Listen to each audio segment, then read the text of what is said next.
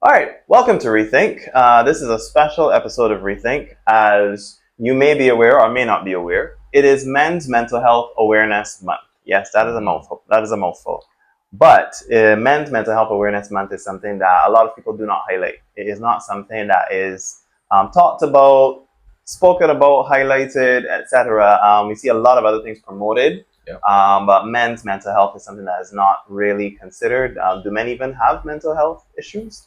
A lot of people would probably think not. But this is a special episode. Here with me I'm Israel, and here with me is Cary Holder. Hello. I will let Cary give you an introduction about himself and his accomplishments, etc., and his perspective on why. Because I thought Cary was an excellent person. We've had a lot of conversations about mental health, men's awareness, body image, which, yes, is an issue for men. Correct. And wanted to bring that level of conversation here to discuss this issue. So, Cary, you just give us a brief introduction about you. Okay, a brief introduction. I am a lifestyle coach, a life coach, fitness coach, nutrition coach, sleep coach. I'm a coach. Across the board, I've been coaching in the fitness arena for over 20 years. And I like to make sure everybody is good to go from top to bottom. My philosophy is that mindset rules everything. So this is a good topic for me to talk about. Yeah, definitely. Mindset. That's definitely one of the big things that I've noticed being around you and working with you for the last 3 years. That's when I really decided to join the gym, midst of COVID, when everybody else was getting dad bods. I was like, not going to happen. And yeah, I think that's been a core part of everything about how mindset affects. And how our mindset is also how we process. Correct. And one of the things that I find that I found growing up, there's always been a comparison between men and women. There's always been the battle of the sexes. Right. Even in school, I won't say which primary school I went to. It is on Government Hill, but I won't say what primary school I went to. But what I was always told, the girls are smarter than the boys. Yes. And for me, I took that as a challenge. Right. Many of the boys in my class did not. It was like a defeatist mentality. Well, if that's the case, then I'll just go for sports. That's right. But arguably speaking, men and women do process differently. Yes. Even in relationships, men are told, "Oh, you need to talk more. You need to express yourself, etc." Right. And they're expected to emote almost like a woman would emote. Right. I think some people don't realize that men do talk, men do express, but they have a different way. So I would like to hear your thoughts on that. Let's go all the way back to the primary schools. Yeah. So I attended Eden Lodge Primary School. Big shout out to Eden Lodge. So even back then, straight into Queen's College, a girls' school. We were told, even if girls aren't smarter than boys are, that girls do better work than boys do. Boys don't pay attention in class. Girls are more accepting of instruction and guidance than boys are. So we've heard that. As men, we hear that all of our lives. I'm not sure how it is now at those levels of education, but it's definitely something that my generation, your generation, and the older generations have heard. I can only imagine seeing worse. There we go. And yes, men do process differently. I think it's absolutely false that we don't communicate. We do. It's just that when we communicate in our way, and it's, for lack of a better word, rebuffed in the way we say things, then we shut down. Yeah. Because it is hard for us if we have grown up in a society that says, don't show your feelings. Don't let anyone in. When we finally let someone in and we communicate in the best way we know how, or the best ways that we've been taught how, and then it's the door slamming in our face, so to speak, then we shut down. And then that becomes a learned behavior, right? So there are two sides of the coin. There's the side of, yes, men don't communicate, but then there's the side of, when we do communicate according to the world standards, the feminine standards, what happens when we do that? Yeah. You know what I mean? So then that causes a cycle, so to speak. Yeah.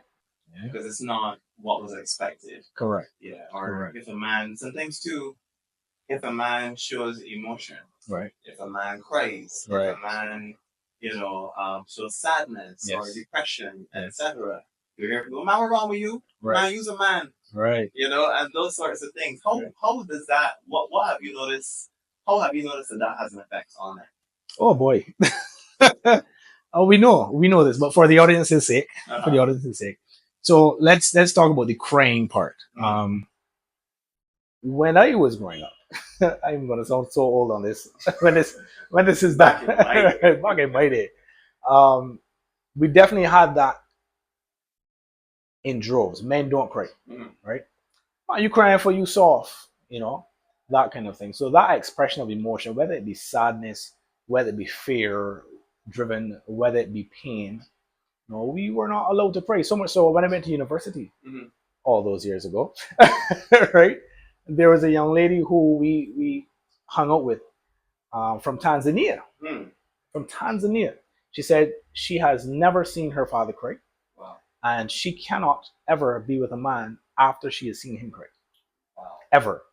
It doesn't matter to her how she feels about him, whatever. From the moment that man shows weakness by crying, it's over, right? Because her father never cried, and her father has been through some tough things. So no man around her should be crying. So it's definitely a thing in terms of us showing that level of emotion, pain, whatever. I've heard it said that men can only cry in two situations: the birth of his daughter, not his son, his daughter. That sounds like a crying. Right, yeah, exactly, right? Yeah. And death, right? Death of a family member, a close friend, etc. Those are the only two times that we're allowed to cry. Now, what does that do? I think that was part of your question. So it forces a lot of men into what they find to be safe spaces, what we find to be safe spaces. Either a trusted male friend, right? Where, we can talk freely, we can pray freely because we understand each other.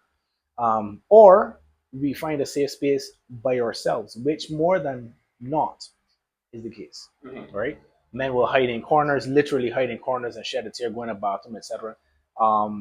You mentioned, well, no, let's not mention that, but big events where it seems to be traumatic. It may be the closing of a business. It may be, you have to sell your house. Those kind of things.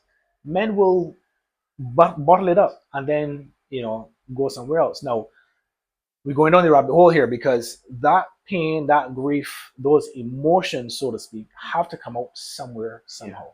Okay. It could be alcohol abuse. It could be abusing yourself in other ways. It could be not paying attention at work or school. Yeah. Right? Because there are different things. The psychology of it runs very, very deep. Yeah. So class clonism. Exactly. Being the clone to get that attention, to get that venting, all of that stuff plays out. In sports, being the bully on the sports field, right? These things play out, and I don't want to make it seem as if we just choose violence as the way out. Right. But what else is there? Because if you're told you can't cry, if you're told you can't be sad, you're not happy. Right. So there's only a few limited options left. Like, what are you going to do? Exactly. It then will. I think what also happens is that there's an anger or a frustration that builds up because I'm told I can't do these things, but that is how I'm feeling. So now I'm at odds with myself. Correct. I think one of the things we had on the chat, you mentioned about when you're telling yourself a false narrative, your body's feeling something, but you are telling yourself, I am okay, especially in your conversation. How are you doing? Not good. Yep. But you're really not. You're not. And you're not. So you're creating dissonance. Correct. And that's one of the things I'm glad you brought that up. When we lie to ourselves by lying to other people. Again, society says to be polite, right? Society also sees men as a threat, right? That's something that's not talked about a lot. So, and this is something that comes up in relationships and relationship counseling. When a man is venting to the untrained eye or to the unaccustomed eye and ear, it could seem like anger. Yeah. Right? We're loud, we're expressive, our hands are moving, right? It seems as if to the untrained eye we're about to attack. But this is just us, right? Yeah. And when you get to know men, you understand, okay, this is not directed at you. This is just me opening out and pushing out. Correct. Right? This is me talking like you asked me to. Exactly. Exactly. So it's crazy sometimes, when somebody asks you, okay, or ask me, how are you doing? Right? And I want to let go all the expletives, you know what I mean? Or I just want to like, geez, let his shoulders slump a little bit and tell this person exactly how I'm feeling. But I good comes out, right? I cool comes out. I okay comes out. Or can't complain, right? Because those are the socially acceptable answers, especially from a man. Yeah. A man is not supposed to go, I can't handle it today, you know, because that's weak, right? Yeah. That's weak, right? Supposedly, right? Or, you know what? I feel like this today. Today was not my day for that, right? We're not supposed to fail. We're supposed to win all the time, right? Or have a solution for whatever. We're never supposed to be thought of as inept, weak, not having a solution, etc., etc., etc. So we, as the collective, we push this out. We go, okay, I good, right? Nobody can know that I ain't good, and nobody can know that I ain't good because I can be good, right? Yeah. I can be good, right? There's nothing that can break me when there are 100 things that can. And you're already broken. And you're already broken. Yeah, so I'm treading into a bit of uncharted water here, but everybody knows I'm not afraid of a hot take. Okay. But could part of the problem be, or part of the situation be, not the whole thing, let the internet come for me, but part of it be that... Let them come. Let them come. I love it. That in relationships, yes, women want men to be strong for them. Right. Women want men to be strong, their strong tower, I know their where safe you're going place, with this. Yes. Their comfort zone. Yes. I can depend on you. Right. Right? I can be vulnerable to you. Yes. Right? I can be vulnerable with you. Yes. And you're going to protect me. You're going to provide for me. You're going to, hold me up when I need holding up. Right. I can weep in your strong arms and you're not going to, you're going to hold me together. Yeah. When a man shows vulnerability, right, what does that do for the woman in his life? Well, you have to ask. The second question is, what kind of woman does he have? That is true too. That's the issue right there. That's the question right there. Is what kind of women are we involving ourselves with? Yeah. Okay. No, that aside, yes, there is the question of, okay, you can come and cry with me, but I can't come and cry with you, and why is that? Yeah. Right. It comes back on the societal standards. So I'm the big, strong, shopping man, whether or not I'm physically so. You, the woman, you've chosen me because I am strong in your eyes, right? I could be 6 foot tall and 500 pounds, or I could be 5'8" and 150. I am your man. You have chosen me because I'm strong in your eyes. Okay. I had better not break that perception. Correct. Right. And that's an issue, and it is a fine line to walk. Now, if you have a good woman, she wants you to come to her in times of stress. She don't want you going to anybody else. She wants you to come to her in times of stress. But how you do that is the key, and this unfortunately is the issue. If I come to Mary, right? Let me not bring my wife's name into this, right? If I come to Mary and say, Mary, it's been a rough week for me. I'm struggling with this project. Not quite sure I'm going to get through, so on and so forth. Here are the details. What do you think I should do? That's what women want. Women want you to say, okay, help me out here. I'm feeling weak in this way, but in a composed, calm, still self-assured manner, right? However, if you or me go to Mary head in hand, cheese on bread, and let a tear fall at all, right? She has now seen you. Again, internet can come from me if you want, right? This is a generalization. She has now seen you as weaker than she thought you were, right? Does it make you then seem that you're not dependable anymore? Yes, because if you can't handle your emotions, how can you handle hers? Right.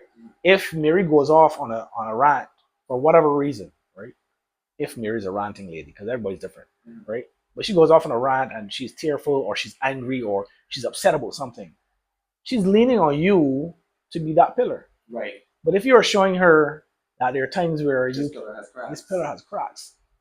Can't lean on you. Yeah. Right? Now again, every woman is not that way. But that is generally how society is set up. Right, exactly. The societal expectations, not necessarily the individual woman. Correct. Right. So the guys that are watching this, I would say take that piece of advice, right? First and foremost, find a good woman, right? Because a good woman you can cry with, you can be scared, you can be whatever, you can be yourself. Through and through, you can be yourself. So find a good woman. Secondly, is even though you have a good woman, you have to understand her psyche. Right. She still has to understand yours, but you have to understand hers. So when you go to her, and you go to her and say, well, hey, I'm having this issue. This is why I'm detached, or this is why I'm sullen, or this is why I'm angry, or this is why I'm feeling pain right now. How can we work through this together? Or I don't need your help, but I'm letting you know this is how I'm feeling so that you are informed. Right. I might go off in my corner and see if I can figure out myself, because we are men, right? But you are informed. This is how I'm feeling. And that's fine. One of the things that I think happens is to how women communicate with each other. Yes. Is very different to how men communicate with each other. Women are going to sit over coffee, ice cream, whatever their choice is. It could be a good show, whatever it is. Right. And they're going to talk about their lives. They're going to talk about who did what at work. They're going to talk about, what so-and-so was wearing, how they were doing this, etc., etc. And that's just naturally how they communicate. Yes. They're going to meet the feelings head on. Right. I have found that men may be different in terms of men may not, the goal of their interaction with women, and these are broad generalizations. Right. Broad generalizations. The goal of their interactions, the goal of their interactions is to talk about feelings. Yes. Men may decide we can go to the gym together. Right. Right. Or man is my gym buddy, etc. While at the gym. Right. A conversation may start. Yes. Yes. While working on the car. Yes. A conversation may start. They did not go to sit down and say, listen, this is how I feel. Yes. But it comes out in different ways. We don't do that. They're not sitting across from each other talking about their feelings. They're focused on the task. Correct. So like, hand me that rent today. And man, look, my woman, she got me. Correct. Correct. And then the conversation starts. They're not looking into each other's eyes. Right. They're focused on the task, but then the conversation starts to happen. Correct. And I think sometimes that is misunderstood about men. In that the society is set up that men must function this way, and the way men communicate gets invalidated. Yes. But you're not talking about your feelings. You're not sharing. You're not like, yes, I am. Right. But it doesn't look the way it looks like when two women. Exactly. It doesn't look the way women like how women share. And you're absolutely right. Our intent, even if a male friend is having an issue, we can say, all right, man, come across and watch the game and let me talk about it. Right? Or there's a vehicle. There's a vehicle. There's something. It's not just let me sit on the beach and talk. Like, I mean, it can happen, but it is very rarely the case. Okay. So you're absolutely right. And I think, and this is not based on any science, but I think the way we do that is because it still allows us to have a sense of security, emotional stability, even while we're being vulnerable. Right. So I'm still being a man, right? I'm still playing the ball game. I'm still shooting pool, still fixing the car, still being a man. And I'm talking with another man about something that he will understand. And even then, you would realize that we don't pour out the way that we assume that women do when they talk. Right. Right.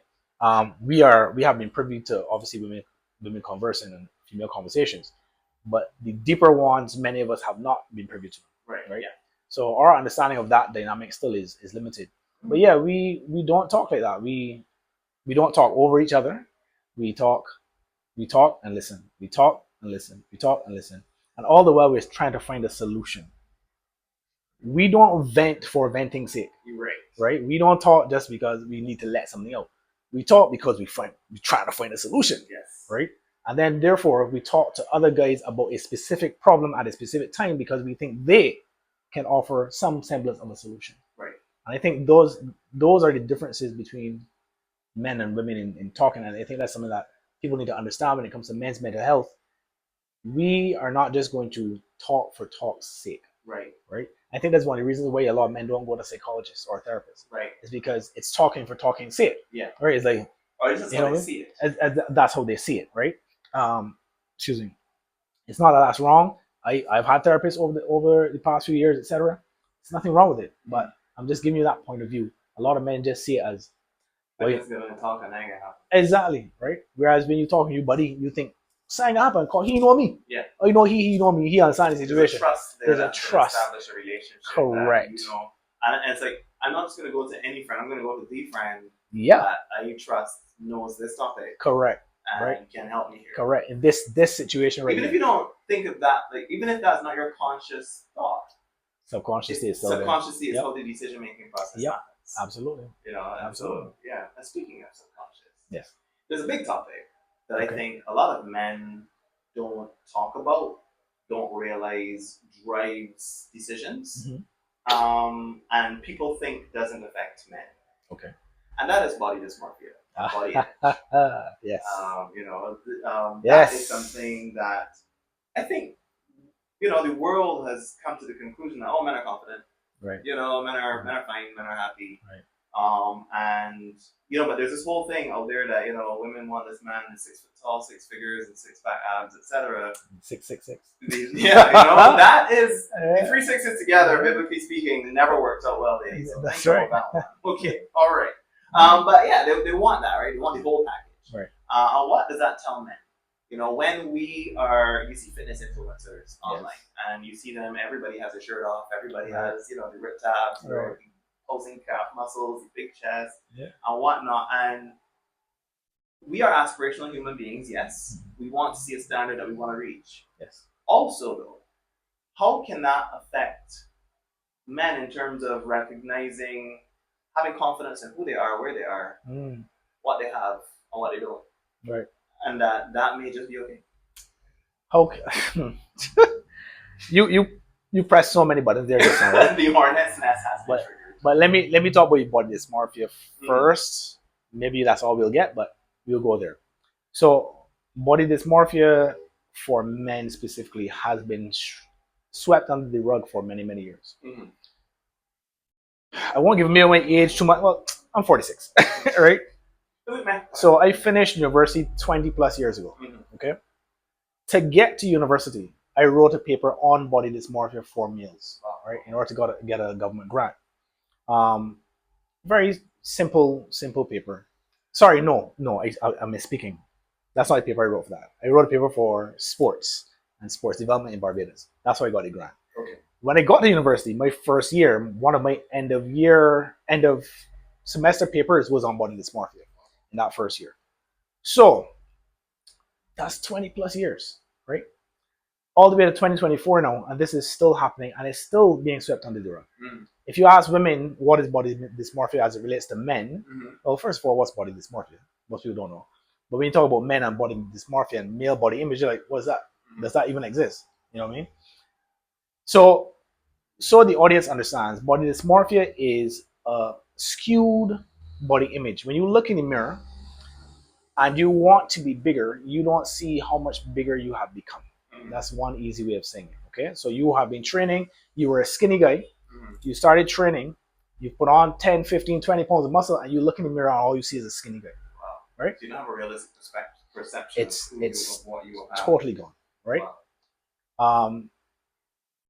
And even if you think you're good, you're never good enough based on that mirror image. Okay? So that's body dysmorphia for men in a nutshell. Okay? Now, what does that do to men in general? So you obviously feel always less than. You could look at a man that's the same size as you, that has the same capacity to bench press as you, could squat as much as you. Same. Everything's the same. And you think he's better than you. Right? So then when it comes to workplace relations and relationships with the opposite sex, etc., you are thinking to yourself, you are less than. So you're walking around with low self-esteem, and low self-esteem can parade as confidence or cockiness because you're trying to hide. I hate the word, but toxic alpha male. Correct. So you're puffing up your chest because you don't think you got chest, not because you think you have one. Right? So then that affects your relationships. It bleeds into everything that you do, feeling less than. Now, you touched on the 666, the 6 foot tall, 6-pack, and 6 figures. Any man, I can tell you right now, we had this discussion with the client this morning. Any man who is between the ages of 20 and 30 specifically right now, who doesn't have a six pack, doesn't have that six figures, it's not 6 feet tall, I can tell you is walking around with low self-esteem. Because the women within that age bracket are not choosing anyone who is not closer to that. Right? Now let's face it, that's 1% of the population. Six figures, six pack, and 6 feet tall, that's 1% of the population or less. But the women don't care. I have more than six figures. They're like, okay, they're probably in this container. So if that's what you're looking for, I got you covered. 6 figures. Right? So the women are already fighting for that piece there, right? It's an, dare I say, an unrealistic dream based on the numbers, right? It's better to find a man who is seeking that actively and trying to get himself there, even though he may not make it. He's trying to get himself there. He has the ambition. He has the drive. He puts his action where his mouth is, right? Than to try to find that 1%. Anyway, that's another story for another day. But yes, it leaves men feeling less than throughout and across the board. You may be the best in your class, but you're not 6 feet tall. You may be the highest income earner in your family, but you make it four figures, not 5 or 6, right? These are things to be proud of. But because society says, nah, you gotta be up here, you feel horrible. And that's the thing too, like that's the downside of the fitness influencers, always with the shirt off, etc., representing an unrealistic standard. And I have seen some of them who are like, listen, I look like this in this video. I don't look like this every day. And here's what I normally look like. And I really do appreciate that because it shows there's room to be normal. Yes. There's room to not always be at your peak because none of us are ever 100% at our peak. None of us. It's a peak for a reason. There's a universal law, I don't remember what it's called, but it basically states that there are ebbs and flows in life. There are ups and there are downs, always. You cannot always be up, you will not always be down. This too shall pass. Okay? So nobody's out there being perfect all the time, and being someone who has been in the fitness industry for so long, it's all lighting and posing and contraction. That you can have a six pack, at this angle with this lighting, this tan, and then you just let it all go. 2 minutes later, you still look good. You still have a flat stomach or whatever is the standard, but it's not what Instagram promotes. Correct. Yeah, that's pretty interesting. So, in terms of positive impact on men's health, because we talked a lot about the negative. What are some things that you could say are positive impacts on men's health? And if there's one message to men around the topic of men's mental health, it's like it's okay to fill in the blank. Okay. So this is going to come across wrong, but so let me choose. This could come across wrong, but let me choose my words carefully. A lot of hot takes today. A lot of hot takes. So one of the most positive things that has happened for men's mental health is seen as a negative, but it has had so many positive ramifications, is the red pill movement. Okay. Right? The red pill movement is seen as, toxic masculinity at its farthest extent. But what it has done is allow men to realize that it's okay to say what they feel when they feel it. It's okay to strive for more. It's okay to say, hey, lady, I'm not interested in you, right? Because a lot of the village ramism, right, also comes from low self-esteem. Yes. Right? Now we have a basket of different sexualities and different sexual ideologies. We're not talking about that. We're talking about the man who literally can't control himself because he thinks, in order to feel good about himself, he must have many women, right? Or, many women, right? Many women. But the red pill movement has said, no, you could tell them so-and-so's, I don't want to curse on it, right? You could tell them no. If they're not up to your standards, sir, if you don't think that they are deserving of you, if you don't think that they're treating you as a praise, because you're both praises. I don't get that foolishness about the women as the praise or the man. No, you're both a praise to each other. You should be, right? If she doesn't treat you as a praise, it's a no, right? That's what the red pill movement has done. It has done some bad things, but I'm saying to everybody here, it has done a lot of good as well. The pendulum has swung back. The pendulum, yes, exactly. So I think in swinging back, it got some good results, and then it's gone really far. And it's like, okay, well, thing. But on the swing back, it has done some degree of good. There are a lot of men now, dressing better, working out more, eating better, etc., etc. Not to get a woman, but to feel better, but to feel better about themselves, right? And that's straight on red pill. Straight on red pill. What was the second thing you asked? I guess it was kind of like positive impact on mental health, or some things that men can do to positively impact their mental health. Admit when you're hurt. I think that's the biggest thing for us, because if we go with the mindset of men are protectors, okay, then if we show weakness on the battlefield, we're done for. Right. Okay. We show that we're hurt, etc. We're done for. We become a target. We are not on the battlefield. Okay.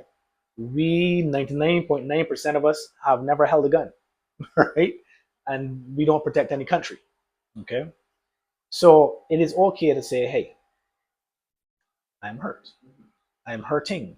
This bothers me. Okay. Even if you say it to no one else, admit it to yourself. Yeah. I'm hurting. That has hurt me. And then seek a remedy. Right. Okay. Don't just be like, yeah, that hurt me, but I'm tough. I'm just gonna gut it out. Nah. Yeah. Seek a remedy. Right? And go from there. And a good remedy. And a good remedy. Yeah. A reputable remedy. A remedy that involves assistance if need be. Yeah. And I think part that's just like surrounding yourself with people who are able to facilitate you or support you when you say you're not okay. Yeah. In terms of circle of men, women, family, etc. That a support system around you that can hold up your hands, so to speak, when you feel weak. Absolutely. And also remember, everything should be elevation. So this is something that comes out in the wrong way in a lot of these memes, right? But the circle of people that brought you to a certain point isn't necessarily the same circle of friends that's going to take you to the next level. Okay. Some people may be left by the wayside, and in many cases that's not a bad thing, right? You have to choose who you're going to allow to come with you on the ride up, okay, on the elevator, escalator up, etc. You have to choose. Don't let anybody choose for you. Right. And as a man, I'm not saying that women can't do this. Don't come for me, right? But as a man, you have to stand up and be strong enough to say, listen, I was once X. That's where you are. I don't want to be X anymore. I get into Y. You could either choose to make some changes, or quite honestly, bro, like we can't hang like that anymore. I still got love for you, but respectfully, I gotta love myself more, right? And gotta let this go. So you with me or you ain't with me? If you ain't with me, well, cool. Like, no hard feelings, but a rolling soul, right? We can do this in our jobs quite easily, right? People find it very, very easy to say, well, hey, I just got a promotion to manager. We still cool, but understand that when I call the shot call is a shot, right? But when it comes to personal relationships with friends, etc., when they say, hey, listen, going out from 11 o'clock at night and drinking beers till 2 o'clock in the morning, we're down no more, right? We find that hard. That needs to change. Thanks, Cary. You're welcome. Thank you. Okay, so we've been talking about men's mental health, mentally speaking. And feel free to reach out to someone, to reach out to a professional. Therapy works. Reach out to a confidant, close personal friend, family member. These are things that are important and healthy. Men talk, men communicate in different ways. Different things affect us. Body dysmorphia, body image issues is a real thing for men. So next time you look in the mirror, look at you for who you are, not who Instagram tells you need to be, not who societal standards tell you need to be. And remember, life is a process. You may be down today and you may be up tomorrow. And when you're up tomorrow, you can help someone else get up. So thanks very much, guys. If you like this content, please like, comment, and share. Share it with someone you think will benefit from this, and have a great day. Cool.